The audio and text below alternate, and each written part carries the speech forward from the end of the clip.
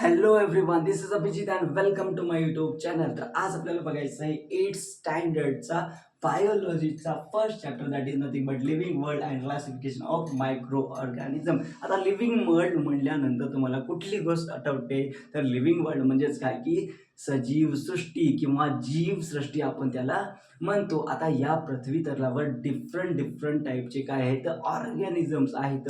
87 million फक्त आणि फक्त स्पेसीज आहेत. काय species? I am talking about species, not organism. तर विचार करा की नेमकं ऑर्गॅनिझम्स कसे आणि किती असतील. तर आता एवढ्या साऱ्या ऑर्गॅनिझमची वन बाय वन स्टडी करायचं म्हणजे काय पॉसिबल आहे का? नाही. तर मग खूप वर्षापूर्वी काय झालं की एका सायंटिस्टनं, त्याचं नाव होतं रॉबर्ट विटकर, त्यानं काय केलं की यांची स्टडी करण्याचा प्रयत्न केला. आणि त्यानं काय केलं की एवढ्या साऱ्या ऑर्गॅनिझम्सची तर वन बाय वन स्टडी करणं पॉसिबल नाहीये, म्हणून त्यानं काय केलं की विभाजन करून स्टडी करण्याचा प्रयत्न केलं, कॅटेगरी पाडून स्टडी करण्याचा प्रयत्न केलं. आणि स्टडी करत असताना त्याला असं कळालं की लिव्हिंग ऑर्गॅनिझममध्ये असे काही ऑर्गॅनिझम आहेत ज्यांची सेल कशी आहे, वेल डेव्हलप्ड आहे, आणि असे काही ऑर्गॅनिझम आहेत ज्यांची सेल वेल डेव्हलप्ड नाही. आणि on the basis of cell त्यानं काय केलं की लिव्हिंग ऑर्गॅनिझमचे दोन भागामध्ये विभाजन केलं किंवा डिवाइड केलं किंवा कॅटेगरी पाडलं. ओके, तर कुठले कॅटेगरी पाडलं? The first one is prokaryotic organism. Prokaryotic organism. Okay, and the second one is eukaryotic organism. आता प्रोकॅरियोटिक ऑर्गॅनिझम म्हणजेच काय की ज्यांची सेल प्रोकॅरियोटिक आहे अशा ऑर्गॅनिझमला आपण काय म्हणतो? प्रोकॅरियोटिक ऑर्गॅनिझम म्हणतो. आणि इयुकॅरियोटिक ऑर्गॅनिझम म्हणजेच काय की अशा ऑर्गॅनिझमची जे सेल आहे ते इयुकॅरियोटिक सेल आहे, त्याला काय म्हणतो आपण? इयुकॅरियोटिक ऑर्गॅनिझम म्हणतो. राईट. आता इयुकॅरियोटिक सेल म्हणजे काय हे क्वेश्चन तुम्हाला पडलेलं असेल. राईट. तर इयुकॅरियोटिक किंवा प्रोकॅरियोटिक सेल म्हणजेच काय? So let me explain. Okay, so prokaryotic cell म्हणजेच काय की अशी सेल ज्यांचा जो न्यूक्लियस असतो, त्यांचा जो न्यूक्लियसला काय असतं? न्यूक्लिअर मेम्ब्रेन असतं. तर तो न्यूक्लिअर मेम्ब्रेन वेल डेव्हलप्ड आहे का? नाही. म्हणजेच त्या सेलला आपण काय म्हणतो? प्रोकॅरियोटिक सेल म्हणतो. ज्याची म्हणजे अशी सेल ज्याचा जो न्यूक्लियस आहे त्याचा न्यूक्लिअर मेम्ब्रेन परफेक्ट आहे का? नाही. आणि इयुकॅरियोटिक सेल म्हणजेच काय की ज्याचा न्यूक्लियस किंवा न्यूक्लिअर मेम्ब्रेन जे आहे तो परफेक्ट आहे, त्याला काय म्हणतो? इयुकॅरियोटिक सेल म्हणतो. तर on the basis of cell जे काही ऑर्गॅनिझम आहेत ते दोन भागामध्ये डिवाइड झाले, that is nothing but prokaryotic organism and eukaryotic organism. आता त्या प्रोकॅरियोटिक ऑर्गॅनिझमचे सेल कुठले असणार आहे? प्रोकॅरियोटिक सेल असणार आहे. आणि इयुकॅरियोटिकचे ऑर्गॅनिझम जे आहेत त्यांचे सेल कसे असणार आहे? इयुकॅरियोटिक असणार आहे. ओके, मग आता शास्त्रज्ञाने तर दोन भागामध्ये डिवायजन केलं. राईट. मग सुरुवातीला केलं की बाबा आता तो काय बोलला की आता इयुकॅरियोटिक जे ऑर्गॅनिझम आहेत मी काय करतो? सध्या त्यांना बाजूला ठेवतो आणि मी सध्या काय करतो? प्रोकॅरियोटिक जे ऑर्गॅनिझम आहेत त्यांची स्टडी करतो. मग प्रोकॅरियोटिक ऑर्गॅनिझमची स्टडी करत असताना त्याला असं आढळून आलं की प्रोकॅरियोटिक जे ऑर्गॅनिझम आहेत ते सगळे कसे आहेत? युनिसेल्युलर आहेत. युनिसेल्युलर आहेत. राईट. आता युनिसेल्युलर म्हणजेच काय की एक पेशीय, एका सेलनं बनलेले आहेत. आणि त्यानं काय केलं की हे जे युनिसेल्युलर ऑर्गॅनिझम आहेत त्याला कुठल्या किंगडम मध्ये टाकून दिलं?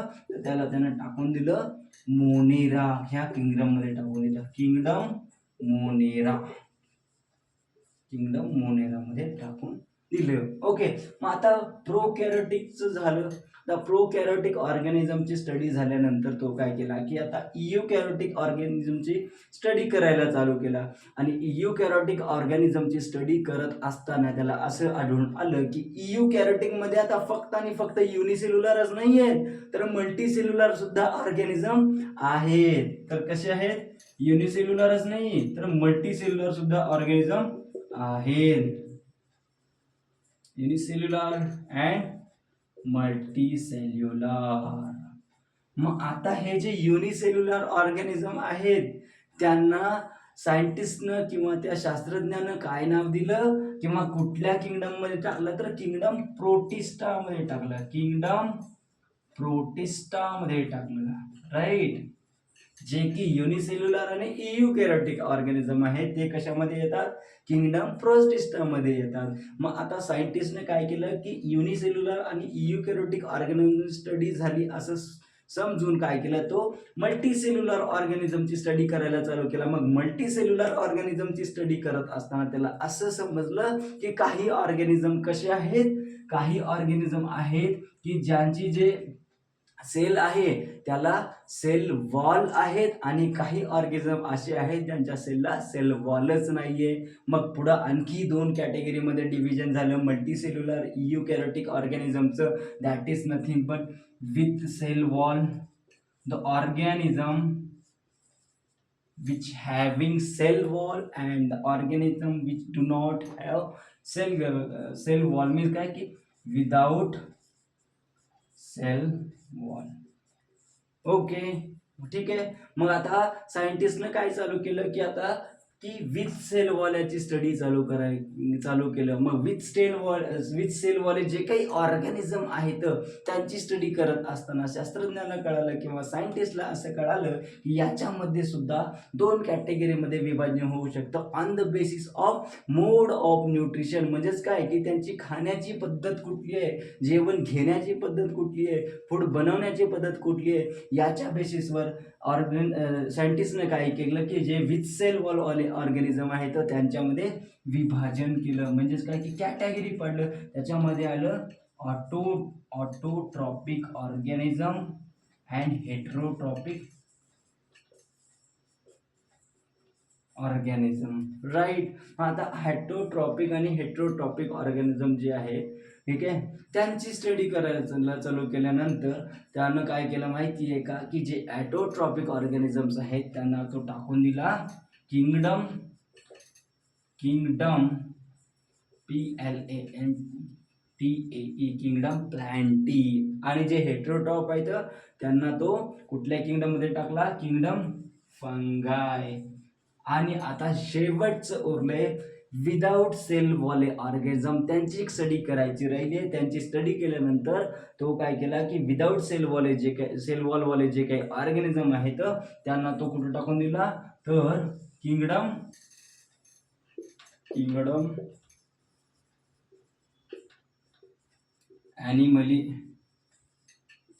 ॲनिमलीमध्ये टाकून दिला. तर अशा प्रकारे शास्त्रज्ञांनी काय केलं की लिव्हिंग ऑर्गॅनिझमचे 5 किंगडम मध्ये विभाजन केलं, कॅटेगरी पाडलं. That is nothing but kingdom Monera, kingdom Protista, kingdom Plantae, kingdom Fungi and kingdom Animalia. Okay, तर 8वीला 8th स्टँडर्ड मध्ये आपल्याला शिकायचं आहे किंगडम मोनेरा बद्दल, किंगडम प्रोटिस्टा बद्दल अँड किंगडम फंगाय बद्दल. ओके, आणि 9वीला आपल्याला शिकायचं आहे किंगडम प्लॅन्टी आणि ॲनिमली बद्दल. तर अशा प्रकारे तुम्हाला टॉपिक समजला असेल असं समजतो आणि माझे 2 शब्द संपवतो. ओके, तर प्लीज व्हिडिओ बघत राहा. मी आजपासून 7 पासून ते 10th पर्यंतचे सगळे व्हिडिओ टाकणार आहे. 8चा व्हिडिओ बनवलेला आहे, 9चा बनवलेला आहे, 10चा बनवलेला आहे आणि 7चा सुद्धा बनवलेला आहे. तर प्लीज स्टे ट्यून्ड आणि जे पण गरजवंत विद्यार्थी आहेत त्यांना शेअर करा, जेणेकरून त्यांना क्लास वगैरे लावायची गरज नाही आणि ते फ्रीमध्ये शिकू शकतात. ओके, थँक्यू, धन्यवाद.